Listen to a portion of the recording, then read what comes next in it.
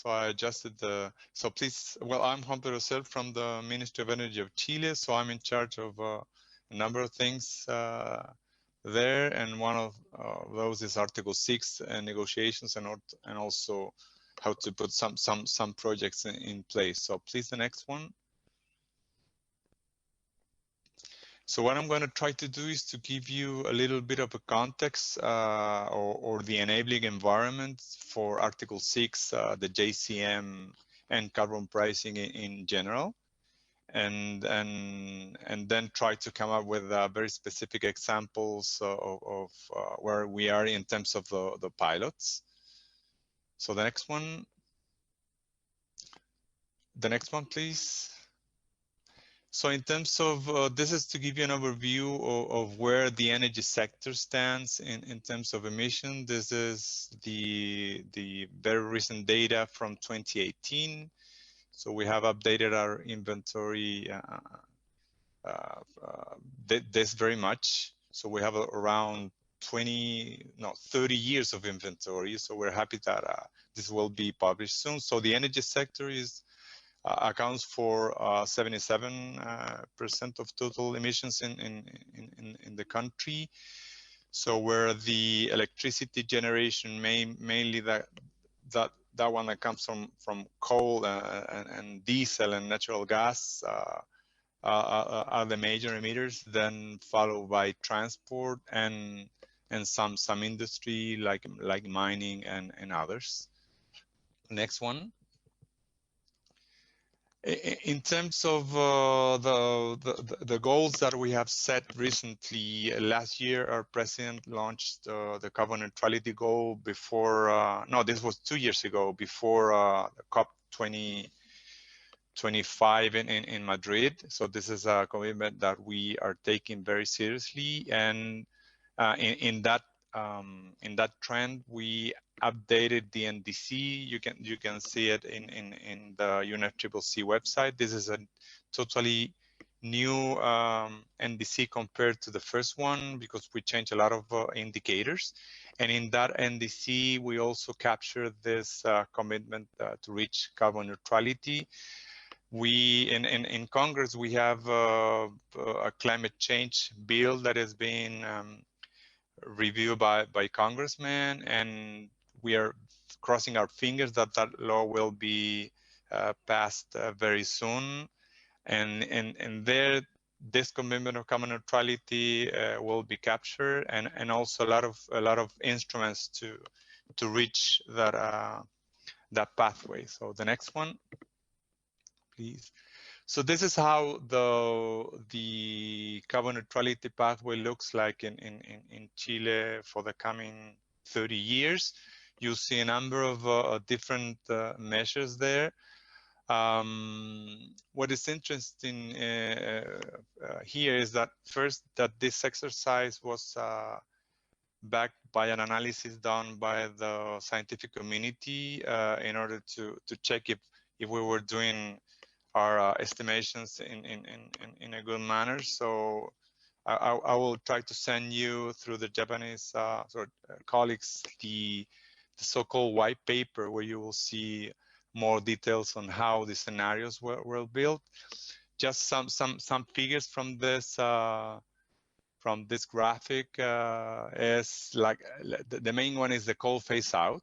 You'll see there that it only will imply like a 13 or around 13% of total emissions in 2050, but is our main measure right now that triggers all the other measures in the energy sector: energy efficiency, sustainable building, e-mobility, hydrogen. Hydrogen is also relevant here. I noticed that Katsu mentioned hydrogen in Japan's strategy. There is a national hydrogen strategy that was launched last year by our Minister of Energy. We're putting a lot of I would say efforts in trying to be a very relevant provider of hydrogen, given our clean energy sources, especially in the north. Another important figure from this one is that We have recently passed a law for energy efficiency, so we expect more and more energy efficiency projects that can come out in our strategy. And of course, if you see here, we will need half of the effort coming from the forestry sector. So we are knowledgeable that we need to do every effort possible in the energy sector, and what we really cannot reduce more, we will use, of course, forest offsetting to reach that goal even before that. Yeah, so the next one, please. So this is more or less the same figure, but this is how our NDC, our new NDC looks. We have a carbon budget. We didn't have one in the previous one. So it's a carbon budget of 10 years from 2020 to 2030. We have a maximum peak of emissions by 2025, and we have an absolute goal of reducing our emissions to 95 gigatons of CO2 by 2030. And of course, those are the main measures. And one I think interesting element is that we were able to capture in our NDC the role of Article 6. So you will find there that Article 6 will be a key player in our mitigation efforts, and not only in increasing our ambition, but also in helping us to reach this and subsequent NDCs. Of course, we will have to take care of double counting, corresponding adjustment, but it's interesting because we are now mandated to develop a national policy for the use of Article 6. So I don't know if this could be framed as an enabling environment or as a domestic regulation to implement Article 6 using this concentric examples that Axel brought today. Very interesting. So the next one. So this is a cost abatement cost curve that we were able to build for two purposes. One, for the updating of the NDC, and the other one to look at how the scenario will look from here to 2015. You can see, of course, the usual negative cost measures that are supposed to be easily implemented, but that's not for sure for all the cases. But we see here a role of Article 6 especially in trying to lower the cost of those more to the right of this graph. And of course, when I speak about Article 6, I'm also referring to the JCM. So the next one. In terms of the transition of the different sectors, we see that some sectors are more easy to make this transition to a low carbon economy, and some others not. For instance, the electricity sector with this coal phase out is better prepared to reach its own sectoral goals. But other sectors are more difficult to make this transition, mainly not because of technology, but because of the process they use to make some of the goods that they make. So the next one. So green hydrogen. This is something that we are very convinced that Chile could become one of the main providers of hydrogen. As I said at the beginning, we have a privileged position, geographically speaking, because we have a great potential in renewable energy. We see green hydrogen not only as an opportunity to decarbonize part of our emissions, but also to decarbonize the emissions of other jurisdictions. And as I said, we launched this national green hydrogen strategy with that aim. and we are pretty sure that we can lower very much the cost of producing hydrogen compared to other countries. So we're very confident that this could be done. And as I showed you in the previous figure, where hydrogen will provide around 20% of the emission reductions in our matrix, in our emissions matrix.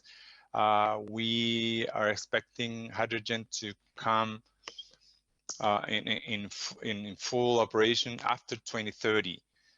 But with all this interest that is increasing now in Chile, we see that we could even advance the use of hydrogen in different ways, even before 2030. The next one, please.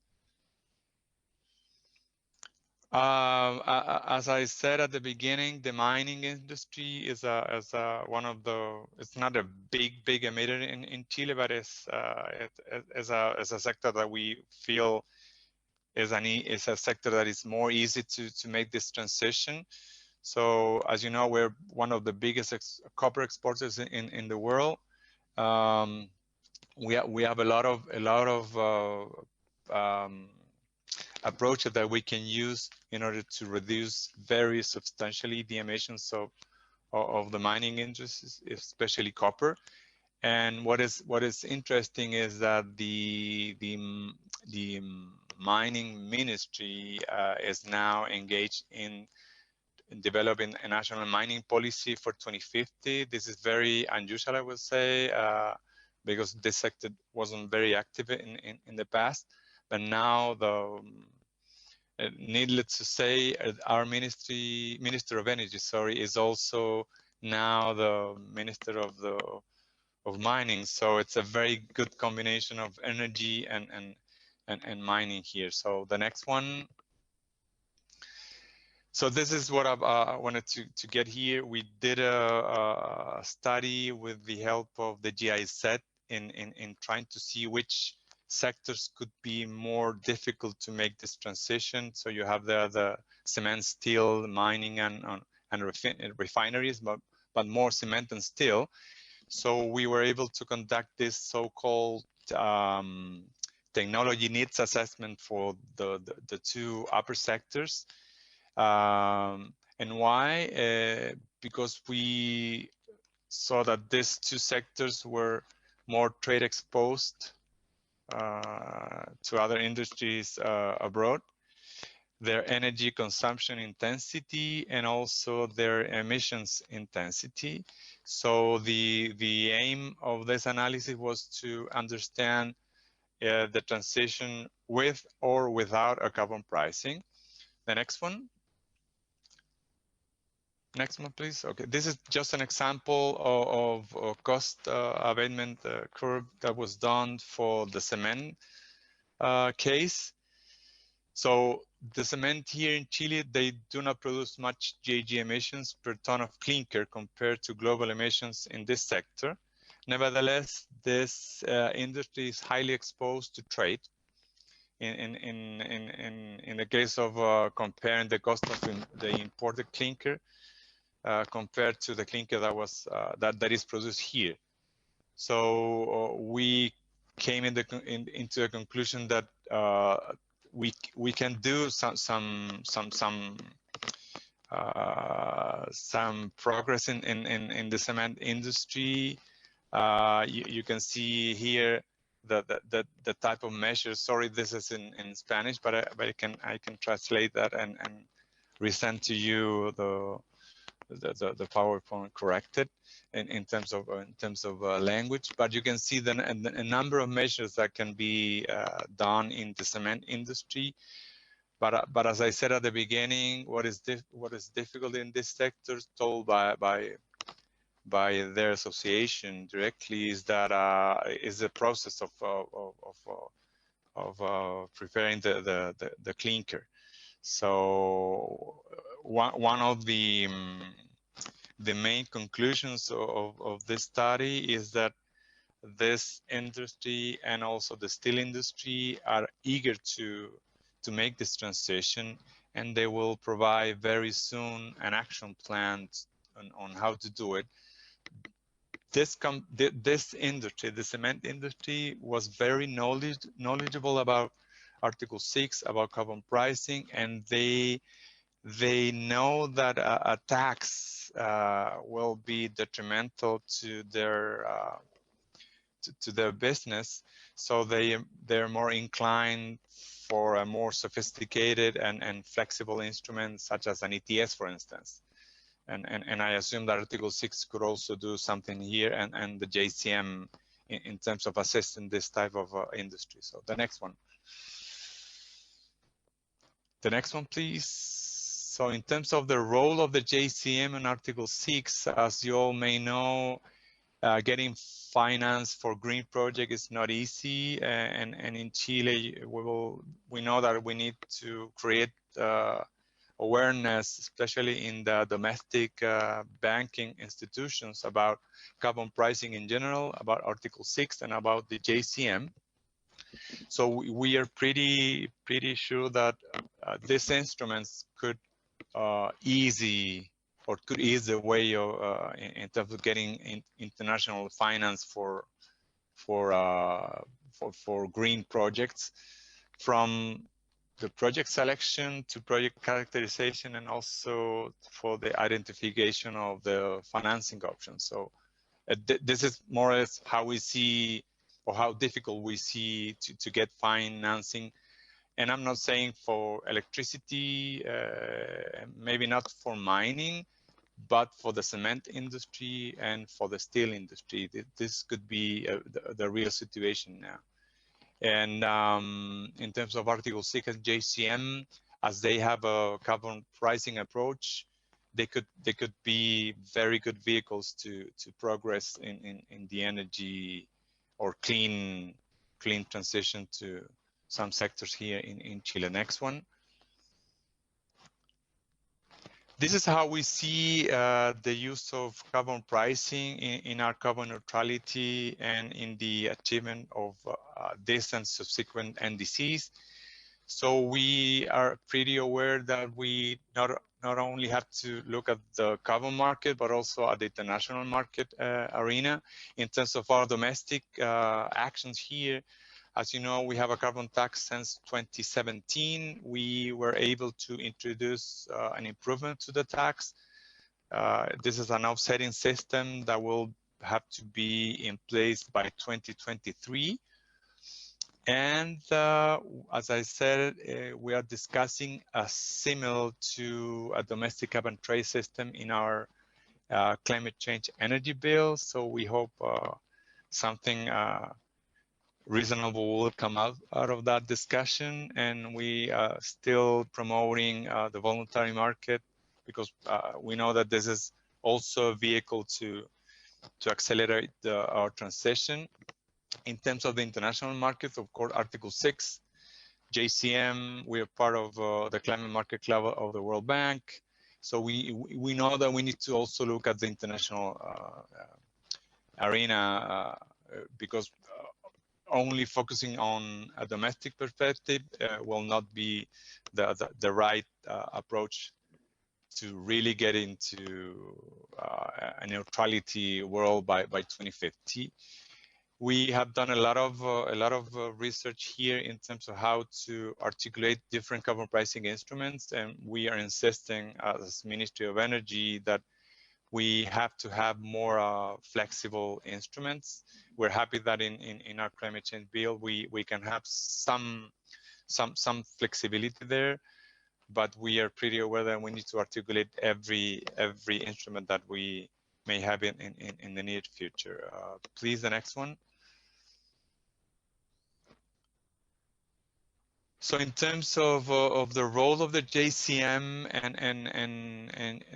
and please read this as also the role of Article 6. In the case of the JCM, we know that it could assist in the transition of highly, we have called vulnerable industry, vulnerable in the sense of putting a price on carbon, or vulnerable to reach, a cleaner future like cement, steel.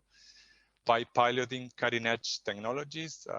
KATSU has shown a lot of different technologies that the JCM has been promoting and putting in place actually worldwide. We know that the JCM could help our country in identifying a suitable portfolio of projects in the context of the NDC and carbon neutrality, for which technologies and or other barriers make them costlier now. We will continue to pilot in JCM project in the energy sector with the aim of accelerating current trend in clean energy transition. Katsu mentioned something very interesting in the sense that the size of the JCM projects or the pilots are getting bigger, which is very interesting to see and also very needed, especially if we want to reach carbon neutrality. We have to deepen our understanding of Article 6. I mean, Japan and Chile, Chile's understanding of Article 6, and it's linked to the JCM, and we might adjust current JCM figures to be in line with whatever rules we're able to come up with, hopefully in the coming COP26 in November this year. So baseline approaches, corresponding adjustment, NDC accounting, I assume that those will be some of the issues that we will sit together with Japan and discuss how to adjust the JCM to this type of rules. The next one, please. So this is part of our engagement in Article 6, the Energy Ministry. As I said, with the World Bank, we're engaged in the Climate Market Club and the Climate Warehouse, in which we're trying to build the infrastructure to track potential ITMOs that will or may be put in place by arranging some bilateral arrangements with other countries. With the Swedish Energy Agency, through the Center for Clean Air Policy, we've been working for quite some time in terms of trying to put in place a portfolio of renewable energy projects. We're pretty much advanced in that technical analysis, but we don't have any pilot yet in none of these initiatives. Indirectly with the CLIC Foundation, and why I say indirectly, we've been working very hand-to-hand with the Ministry of the Environment of Switzerland to try to understand how they see Article 6, how we see Article 6, and if we are able to sign a similar agreement than the ones Switzerland has signed with Peru and Ghana and I think other country. With Quebec, I don't know if you know that we signed an agreement in COP25. This agreement is not about Article 6, it's about carbon pricing. The core is carbon pricing, of course, an emissions trading system and offsets. But this cooperation is operational, and we have been talking to our Quebec colleagues quite often. We have a program of work. We have had a number of exchanges, and Article 6 is there in the sense that we may probably do something and try to think about an Article 6 pilot in the future. What Axel Mikelova mentioned about a pilot with Canada, that pilot is on the waste sector and is being conducted by or coordinated by the Ministry of the Environment of Chile with Canada. We are working with Quebec, which is a jurisdiction of Canada. Yeah, and of course, we consider now the JCM as part of our Article 6 activities. So the next one. So some final thoughts, next one.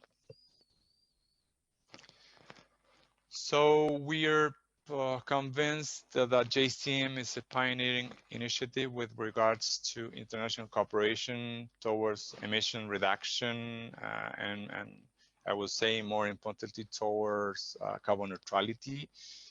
The JCM has pursued conservative baseline approaches way before this issue was on the table under Article 6.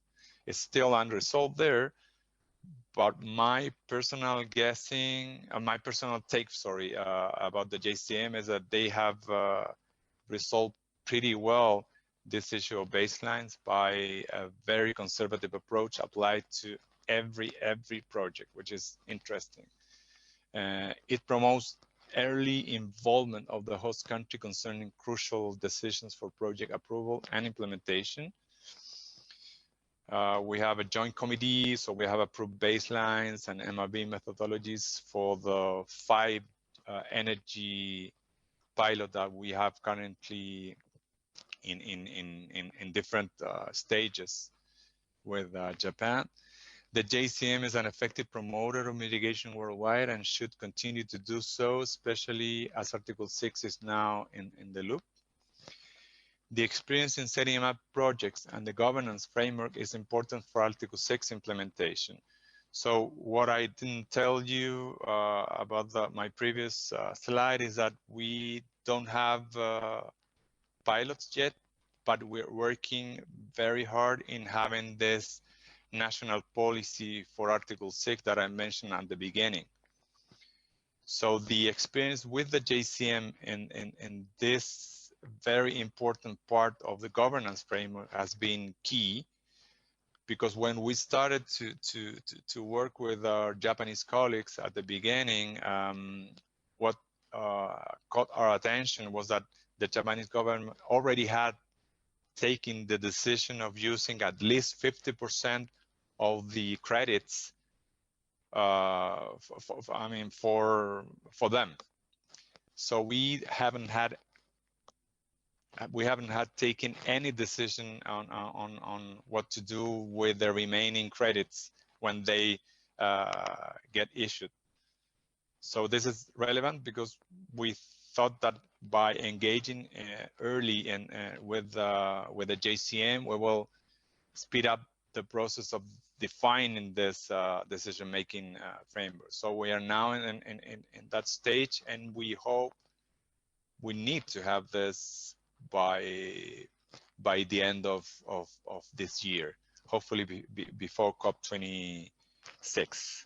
Finally, the JCM could be an important funding source to foster clean transition in sectors that could be highly affected by either climate emission regulations or a price on carbon. So with that, I give the floor to you. Thank you very much.